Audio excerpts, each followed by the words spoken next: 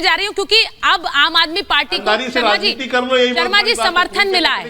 अखिलेश यादव ने ट्वीट किया है, समर्थन मिला है, उनको समर्थन मिल रहा है। आज किस तरह से हेमंत सोरेन ने ट्वीट करके समर्थन दिया है। अब भाटी जी ये बताइए कि इस पूरे मामले में जांच एजेंसी अपना काम कर रही है, आप लोग समर्थन कर रहे हैं, अच्छी बात है, एक विपक्ष एकजुटता भी दिख रही है, लेकिन इस पूरे मामले में इन्वेस्टिगेशन के तथ्य पता है बाकी पार्टियों को, या फिर बिना तथ्य जाने आप क्योंकि एक एकजुटता दिखाना चाह रहे हैं भाई ऑपोजिशन के तौर पर और मोदी सरकार के खिलाफ एक मोर्चा बनाना है तो एकजुटता हो रही?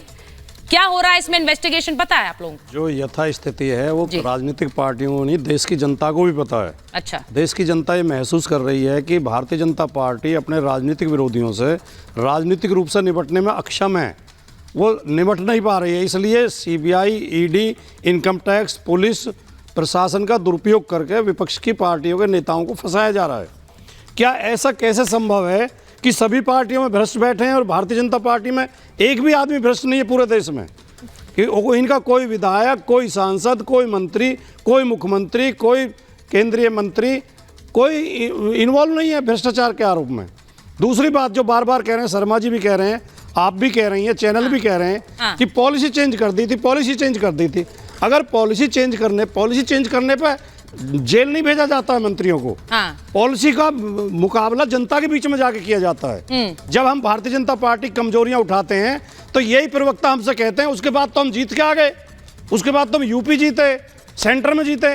तो आम आदमी पार्टी भी तो दिल्ली में 2 बार जीत के 3 बार जीत के आई है, और अभी आप नगर निगम में भी आ रहे हैं, तो इसका मतलब तो पॉलिसी खराब नहीं थी। दूसरे, अगर पॉलिसी पर जेल भेजा जाना लगे तो मोदी जी तो कई बार जेल जाएंगे। उन्होंने नोटबंदी की, वो एक पॉलिसी मैटर था, उसमें जेल जाएंगे।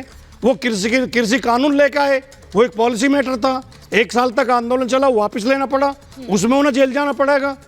इस तरह की पॉलिसी तो रोज चेंज की जाती है। अब मुझे एक बात बताइए भाटी जी, मैं हर्षवर्धन जी आपको भी स्क्रीन पर आप दिख रहे हैं, मैं एक बार ये पूछना चाहती हूँ कि जो एक डिजिटल ट्रेल की बात कही जा रही है, डिजिटल एविडेंस ट्रेल की, इसमें तकरीबन 170 फोन्स को नष्ट किया गया, और मैं ये मेरे और मेहमान भी जुड़े हुए हैं, 170 फोन्स नष्ट किए गए, और उसमें कहा जा रहा है मनीष सिसोदिया के पास 18 फोन थे जिनको उन्होंने नष्ट किया, और उसके बाद उन फोन्स में उनके फोन बदले गए। अब ये एक सबसे बड़ा एक डिजिटल एविडेंस जिसको बार बार रखा जा रहा है कि अगर ऐसा कुछ नहीं था तो इन फोन्स को खरीद कर और फिर नष्ट करने की जरूरत क्या थी?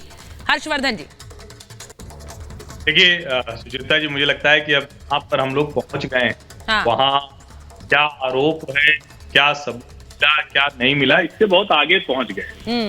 और मुझे लगता है कि जब हम ये सुनते हैं, आम आदमी पार्टी के प्रवक्ता बोल रहे थे कि शिक्षा मंत्री को बंद कर दिया, बच्चों के स्कूल बनाने पे बंद कर दिया, तो बड़ा हास्यास्पद लगता है। तो कल को कोई गंभीर अपराध में, कोई हत्या के मामले में या दूसरे मामले में जाएगा तो उसको छोड़कर सारी बातें होंगी।